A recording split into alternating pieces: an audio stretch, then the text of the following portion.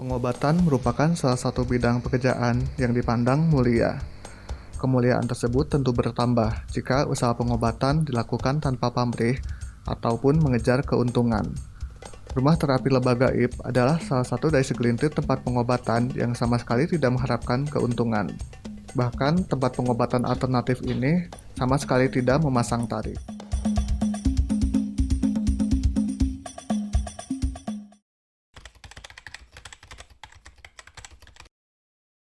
Satu, saya menawarkan metode pengobatan hijamah, yaitu kalau bahasa gaulnya bekam.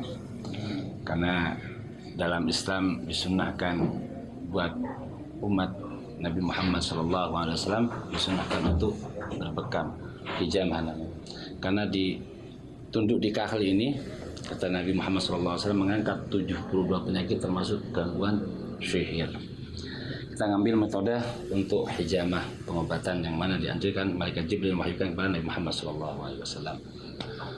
Terus yang kedua, metode pengobatan di sini lahang maksudnya diuap dengan rempah-rempah yang khusus ya, buat yang mempunyai sesat, gatal-gatal, terus ingin menurunkan berat badan kan. Di sini juga karena dengan rempah-rempah khusus supaya menurunkan berat badan untuk kesehatan, menurunkan toksin-toksin dalam tubuh, racun-racun dalam tubuh melalui keringat. Yang ketiga, totok saraf, maksudnya kalau orang stroke dengan ditotok, insya Allah kalau tepat dalam arti pengobatan insya Allah dengan izin Allah ada perubahan. Karena setiap penyakit pasti ada obatnya kecuali satu, kematian banyak.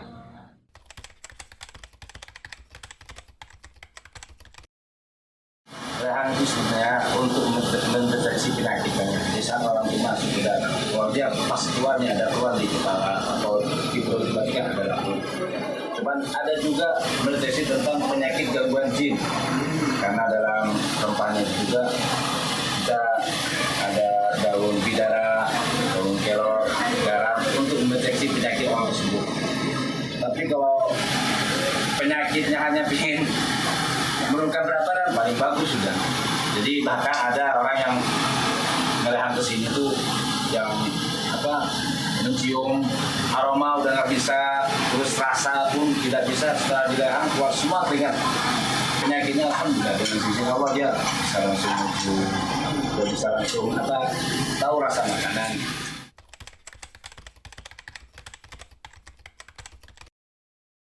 Kebetulan saya sendiri faktor satu kita belajar dalam hijamah, belajar kepada seseorang, habis itu saya kembangkan sendiri.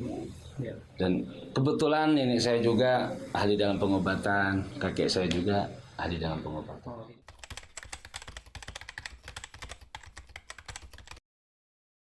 Kebanyakan yang datang ke sini tuh yang stroke, terus lambung, yang kena lambung sama kepala kan. Yaitu kalau kepala kita cuman metodenya dibekam, harus diambil darah kotor supaya ada perkembangan. Dan banyak lainnya penyakit yang keluarnya di luar medis gitu. Kita tetap tangani dengan izin Allah. Non medis juga.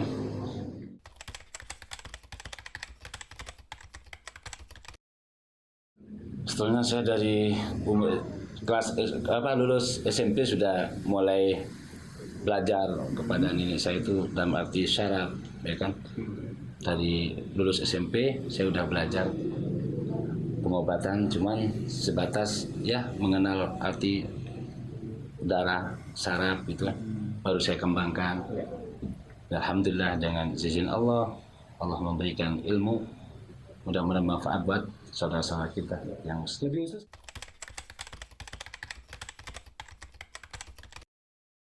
Kalau buka prakteknya masih baru sebetulnya, cuman kenapa saya buka, kan udah capek, sering dipanggil orang kan, panggil sana sini, waktunya nggak nutut ya kan, ya udah kita buka, dan dengan teman-teman saya juga mendukung untuk membuka tempat praktek di sini.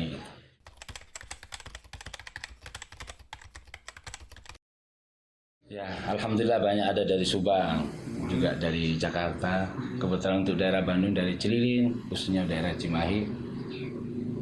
Dan alhamdulillah orang-orang di saat berobat ke saya, jadi orang tahu infonya dari omong ke omong gitu. Oh iya, dari mulut ke mulut. Dari ya, mulut ke sering. mulut. Iya. Ya, benar.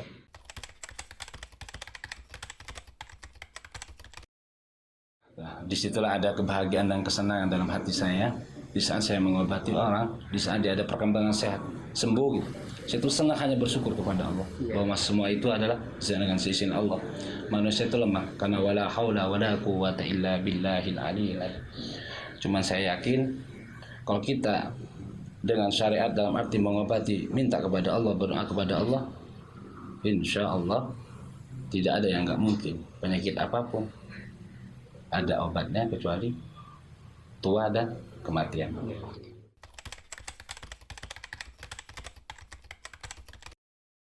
Untuk berobat ke sini kita tidak pernah menarif, jadi seikhlasnya.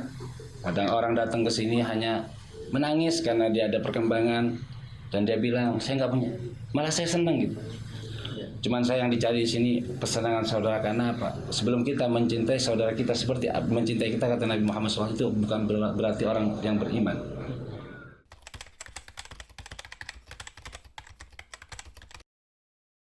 Harapan kedepannya, ya mudah-mudahan kedepannya ini banyak orang yang ketolong gitu, dalam arti yang sudah dia berobat kemana-mana datang ke sini, mudah-mudahan Allah membuka apa ya, kesembuhannya, diangkat penyakitnya.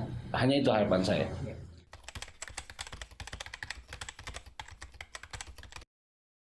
Ya kalau pesan saya satu, jangan pernah putus asa, karena Allah benci kepada makhluknya kok yang putus asa. Karena kalau dia putus asa, merasa tidak ada Allah, tidak ada Tuhan, karena Allah yang menciptakan dia, Allah yang mencukupi dia, kenapa harus putus asa?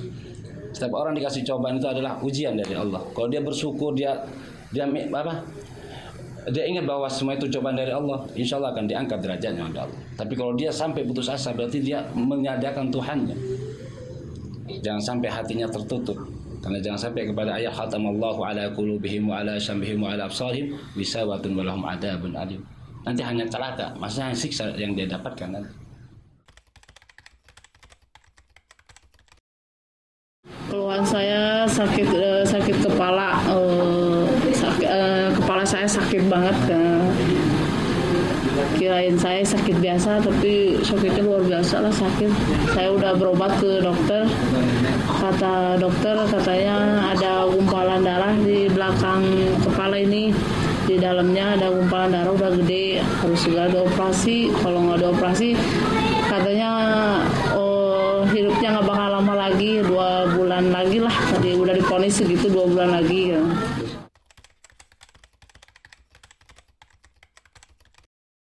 Berobat di sini udah lama, udah 2 bulan yang lalu lah. Udah berobat sekali 2 kali, alhamdulillah.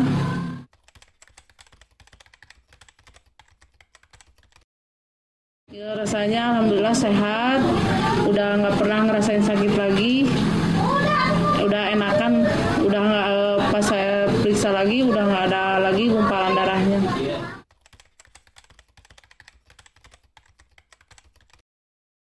Perasaannya ya senang, ya bahagia, ya nggak bisa diungkapin kata-kata lah, udah senang aja.